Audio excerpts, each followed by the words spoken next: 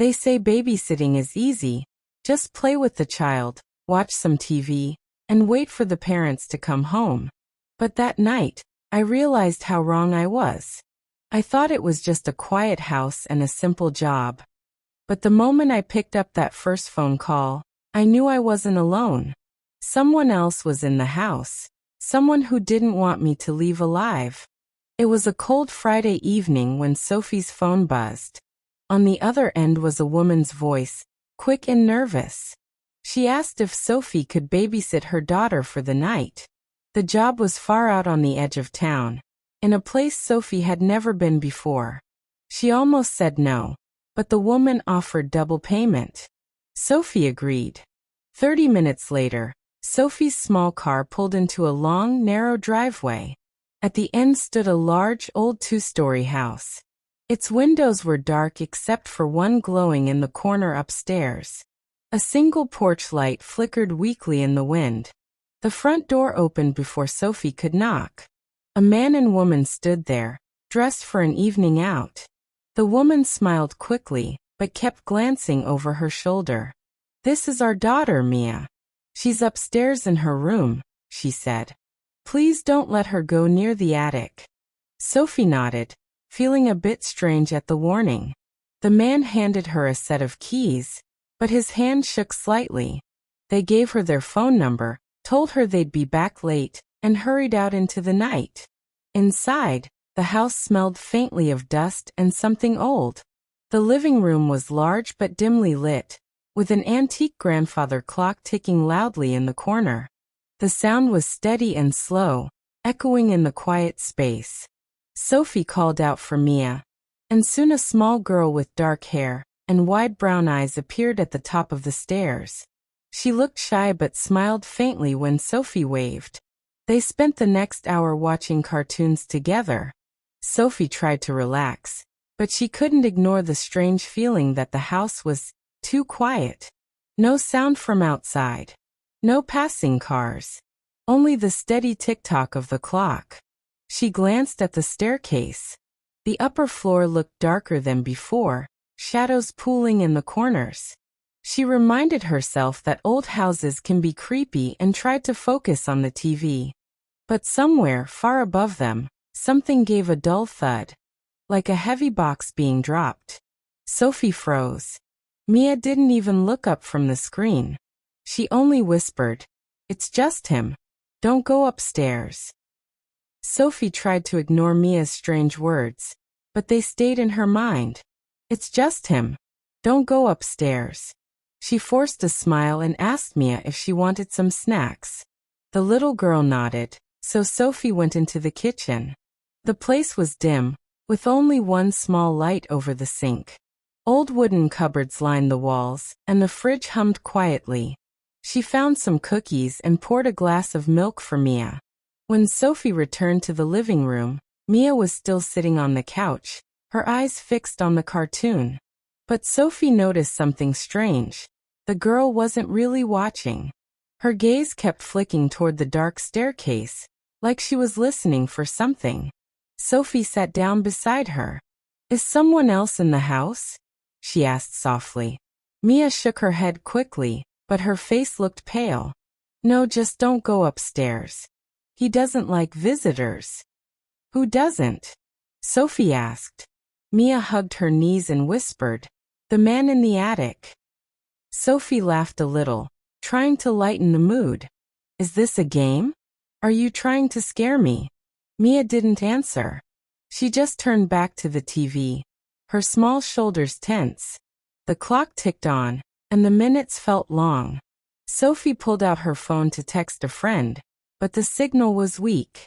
Only one bar. She put it back down and glanced at the windows. Outside, the yard was completely dark. Not even the streetlight at the end of the driveway was on. Another sound broke the silence. 3 slow creaks, like footsteps on old wood. They came from upstairs. Sophie looked toward the hallway, but saw nothing. She told herself it was the house settling. Old houses made noises. But then came a faint scraping sound, like something being dragged across the floor. Mia didn't look scared this time. She just whispered, "He's moving again." Sophie's mouth went dry. "Mia, there's no one else here," she said, though she wasn't sure she believed it. The scraping stopped. For a moment, everything was silent except for the clock. Then Sophie's phone began to ring, from an unknown number. Sophie's phone buzzed loudly in the quiet room, making her jump. The screen showed unknown number. She hesitated for a moment, then answered. "Hello." There was no greeting, only the faint sound of breathing on the other end. "Who is this?" she asked, trying to keep her voice steady. A low, distorted voice finally spoke. "Don't go upstairs again." Before Sophie could reply, the line went dead. Her heart pounded in her chest. She looked at Mia, who was watching her closely. "Who was it?" Mia asked. I don't know. Probably the wrong number," Sophie said, forcing a smile. But inside, she felt uneasy. How did that voice know she had been upstairs earlier? She set her phone on the table and took a deep breath. The grandfather clock ticked louder, as if the room had grown quieter. Trying to distract herself, Sophie suggested they play a board game. Mia agreed, but her eyes still darted toward the staircase every few minutes. As they played, Sophie kept glancing at her phone. She had one bar of signal again. She thought about calling the parents, but she didn't want to alarm them over something so small. Then it happened again, 3 slow, heavy thuds from upstairs. Sophie froze, her hand mid-move in the game. The sound was followed by a soft scraping, like nails dragging along wood. Mia's voice was barely a whisper. "He's closer now." Sophie tried to laugh it off, but it came out shaky. "Mia, there's no one here but us." Mia didn't argue. She just hugged her knees and stared at the hallway. Sophie decided to prove it. She stood up, grabbed her phone for light, and walked toward the stairs. Her footsteps sounded too loud in the quiet house. Halfway up, she stopped. The hallway above was pitch black. She could feel cold air coming from it, like a draft. Then she heard it, another phone ringing. But it wasn't hers. It was coming from upstairs. Sophie stood frozen on the staircase, her phone's light trembling in her hand. The ringing continued upstairs, slow, steady, and old-fashioned. It wasn't the digital tone of a modern phone. It was the sharp, metallic tirring of a landline. She slowly climbed the rest of the steps, her heart beating fast. The hallway smelled faintly of dust, and the floor creaked under her feet. The sound led her to the very last door at the end. This door was one she had tried earlier in the evening. It had been locked, but now it stood slightly open. Sophie pushed it gently. The hinges groaned, and the ringing grew louder. Inside, the room was bare except for a small wooden table in the center. On it sat a black, old-fashioned rotary phone, its cord disappearing into the wall. The phone's dial spun slowly back into place after each ring. She stepped closer and hesitated, then picked up the receiver. "Hello," she said. For a moment, there was only static. Then the same distorted voice from earlier spoke. "He's watching you right now." Sophie spun around, her phone's flashlight sweeping across the empty room. No one was there. "Who is this?" she demanded, her voice shaking. A faint chuckle came from the line. Then the voice said, "Don't hang up. I'm almost there." A chill ran down Sophie's spine. She slammed the receiver down and backed toward the door. Suddenly, she heard footsteps on the stairs, slow, heavy, deliberate. Someone was coming up.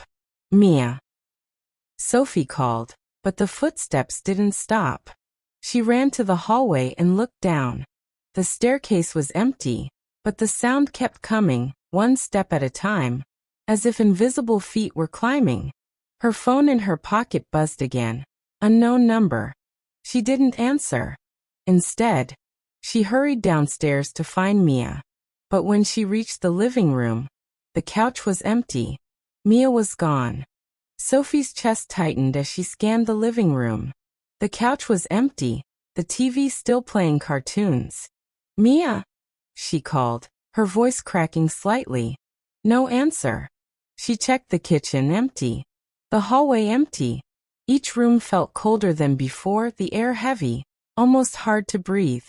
Finally, she spotted movement near the bottom of the stairs. Mia was standing there, her small frame barely lit by the flickering porch light through the window. Sophie hurried over.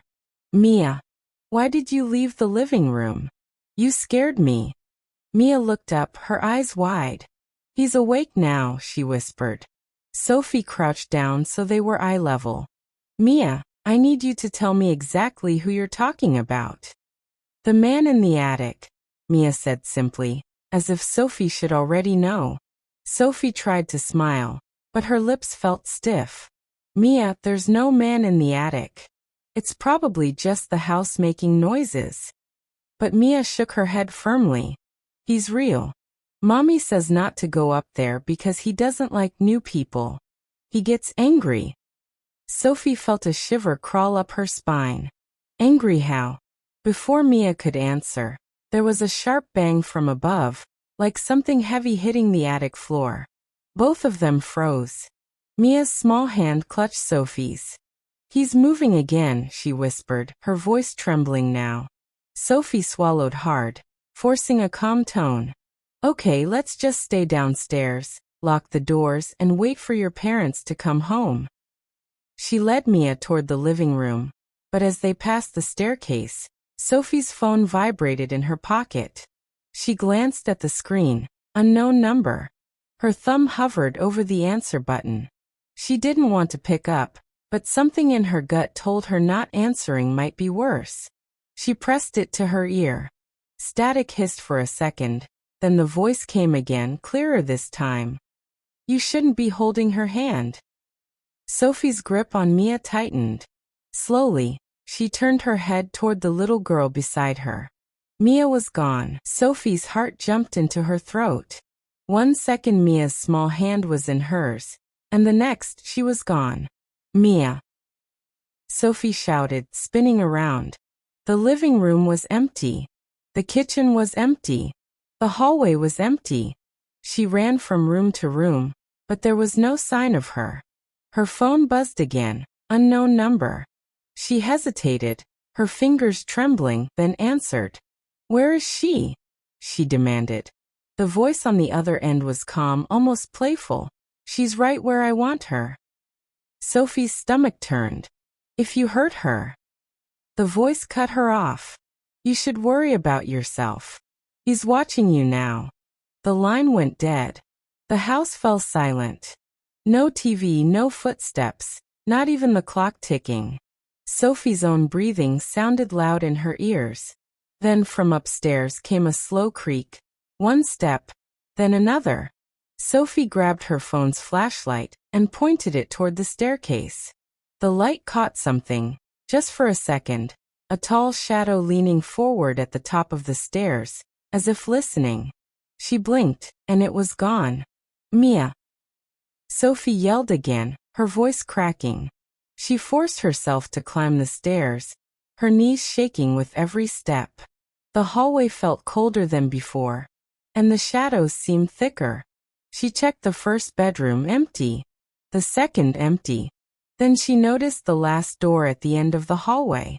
It was open wider now, almost inviting her in. The air smelled stale, like dust and something metallic. She stepped inside, her flashlight landing on the old rotary phone sitting on the table again. It started ringing. Sophie didn't want to answer. She knew she shouldn't. But her hands moved on their own. She lifted the receiver slowly to her ear. The voice whispered, "She's with him now. Do you want to see her?" Before Sophie could respond, the attic door above her head creaked open. The sound of the attic door creaking open made Sophie's skin crawl. She looked up. A square opening in the ceiling revealed nothing but deep darkness. A pull-down ladder hung halfway, swaying slightly as if something had just gone up, or was about to come down. "Mia!" Sophie called, her voice echoing in the hallway. No reply. She took a step toward the ladder, but suddenly the lights flickered. The hallway bulbs blinked rapidly, buzzing loudly, then click. Everything went black. Only the thin beam from Sophie's phone lit the hallway now. The silence was heavy, pressing against her ears. She could hear her own heartbeat. Then came the footsteps. Slow. Heavy. Directly above her in the attic. She took a step back, her flashlight shaking. "Mia, answer me," she tried again. A faint, childlike giggle drifted down. But it didn't sound quite right. Too slow, too stretched, like someone imitating a child's laugh. Sophie's breath caught. She forced herself to move toward the attic ladder, shining her light upward. The beam caught the edge of something, a hand. Pale. Motionless. Fingers long and thin, curling slightly over the ladder rung. Her phone buzzed in her other hand. Unknown number flashing on the screen. Against her better judgment, she answered. The same distorted voice spoke. "He's almost with you." Sophie's knees weakened. "Where's Mia?" she demanded. The voice chuckled softly. "Look behind you." Her stomach dropped. She slowly turned, her flashlight beam sweeping the hallway. Nothing. She let out a shaky breath, then froze. In the reflection of the glass frame on the wall, she saw it. A tall figure, standing right behind her, its face hidden in shadow, only its long arms visible. Sophie spun around, but the hallway was empty again. Her phone slipped from her hand and hit the floor with a dull thud. Above her, the pale hand disappeared into the attic, and the ladder began to slowly retract, pulling itself up into the darkness. Sophie stood frozen, staring at the attic ladder as it slid back into the ceiling. A faint thud followed as the attic door shut tight. She swallowed hard. "I have to get her out," she whispered to herself. She ran back to the first bedroom and found a chair. Dragging it into the hallway, she climbed on top, stretching her fingers toward the attic door. The wooden frame felt ice cold under her touch. With a firm pull, the door creaked open again. The ladder slid down slowly, each rung groaning under its own weight. A wave of stale, dusty air poured down from above. Sophie turned on her phone's flashlight and aimed it into the attic. All she could see was a low ceiling, wooden beams, and boxes covered in thick sheets. No movement. "Mia," she called, her voice shaking. Silence. She gritted her teeth and began climbing. Each step felt heavier, like something was resisting her movement. When she reached the top, she pulled herself into the attic and stood up slowly. The air was suffocating. Her flashlight beam cut through the dust, revealing old trunks, broken furniture, and stacks of newspapers yellowed with age. Then she heard it, a faint tap-tap-tap, like fingernails on wood, coming from the far corner. She moved toward the sound, weaving between boxes. As she got closer, the tapping stopped.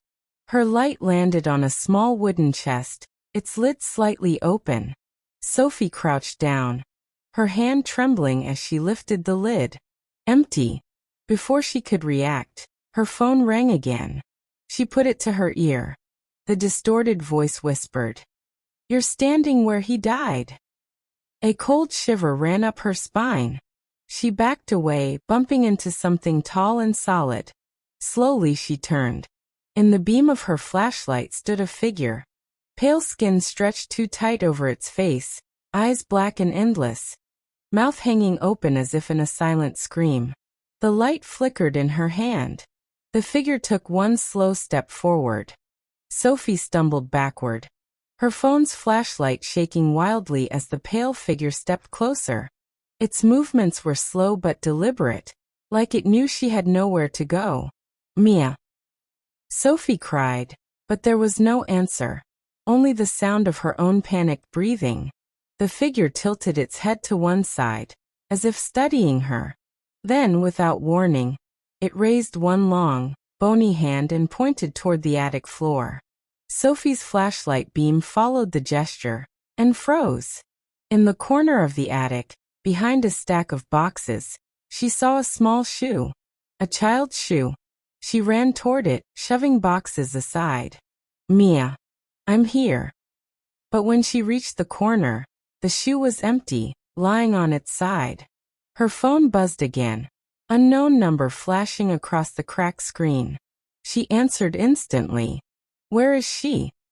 The voice on the other end was almost a whisper. I told you. I'm coming down now. Before Sophie could react, the figure moved. Not walking, sliding forward, its feet barely touching the wooden floor. It passed her, heading toward the attic ladder. She realized with horror, it was leaving the attic. Sophie rushed to the ladder, but the figure was already halfway down, its long arms reaching unnaturally far. She hesitated at the top, her legs trembling. If she followed, she'd be right behind it. But if she stayed, she might never find Mia. Taking a deep breath, Sophie climbed down. Each step creaked loudly in the dark. When she reached the bottom, the hallway was empty. The figure had vanished. A sound drew her attention. The slow, deliberate creak of footsteps on the main staircase leading down to the living room. Her phone buzzed again. This time she didn't answer. She already knew what the voice would say. She stepped toward the stairs, gripping her phone like a weapon, her light cutting through the shadows. Halfway down she froze. At the bottom of the stairs stood Mia, facing away, completely still. And behind her, in the faint glow of the porch light, was the figure, its long fingers resting gently on Mia's shoulders. Sophie's breath caught in her throat. Mia stood perfectly still at the bottom of the stairs, as if frozen in place. The figure loomed behind her, its head bent low, as though whispering something into the little girl's ear. Mia, Sophie said softly, trying not to alarm her. Come to me right now. The girl didn't move. The figure slowly raised its head, its face finally tilting toward Sophie. She saw it clearly now, skin pale as bone, hollow black eyes, and a mouth that stretched far wider than humanly possible. Sophie's knees almost gave out, but she forced herself down the stairs, step by step. Let her go, she demanded, though her voice trembled. The figure's smile widened, revealing jagged, uneven teeth. One long finger lifted and pointed toward the front door. Sophie's eyes darted there. The door was wide open, the night air drifting in. For a split second, she thought about running, but she couldn't leave Mia. She lunged forward, grabbing Mia's arm and pulling her away from the figure. Run, she shouted. But the front door slammed shut with a deafening bang, locking itself. The figure was suddenly right in front of her, blocking the way, its long arms stretching unnaturally wide as if to trap them both. Sophie backed up, keeping Mia behind her. Her flashlight flickered, the beam dancing over the walls. Shadows twisted and writhed as if alive. Mia, when I say go, you run to the kitchen, Sophie whispered. Before she could make her move, her phone began to ring again. Unknown number flashing across the screen. The sound echoed through the house, somehow louder than before. The figure leaned closer until its face was inches from Sophie's. She could smell the cold, damp scent of earth on its breath. The phone stopped ringing, and in the silence, the voice spoke. But this time it wasn't from the phone. It came from the figure's mouth. One more step, it whispered, and she's mine. Sophie's hands shook as she clutched Mia, backing slowly toward the kitchen. Her mind raced, searching for any way out. Every window she'd tried earlier was stuck shut. The front door had locked itself. The figure didn't move. It just stood there in the dim light, its head slightly tilted, like it was studying them. Then Sophie's phone rang again. The same unknown number. The sound was so loud now that it made Mia cover her ears. Sophie didn't want to answer, but deep inside, she knew she had to. She lifted the phone to her ear, her heart pounding. Why are you doing this? She asked, her voice barely a whisper. A long pause. Then the voice came, deeper and colder than before. Look behind you. Every instinct screamed at Sophie not to, but her body turned on its own. The figure was gone. The kitchen was empty. She almost let out a sigh of relief, until she noticed something in the reflection of the darkened window above the sink. The figure was standing directly behind her and Mia, its head bending lower and lower until its mouth was right next to Sophie's ear. The voice didn't come from the phone this time. It came from inside the kitchen. The parents aren't coming back. Sophie spun around, grabbing the nearest thing she could, a kitchen knife. She held it out, her whole body trembling. Stay away from her, she screamed. The figure only smiled, those jagged teeth glinting faintly. Then it faded, slowly, like smoke dissolving into the air, until it was gone. The house went silent. Sophie's phone slipped from her hand and hit the floor. And then, the phone lit up one final time. Not unknown number. This time, it displayed Mia's mom. Sophie snatched it up, her voice breaking. Where are you? You need to come home now. But the reply was not the mother's voice. It was the same deep, cold tone. I told you they're not coming back. The call ended. And from the darkness upstairs, Sophie heard slow, heavy footsteps coming down.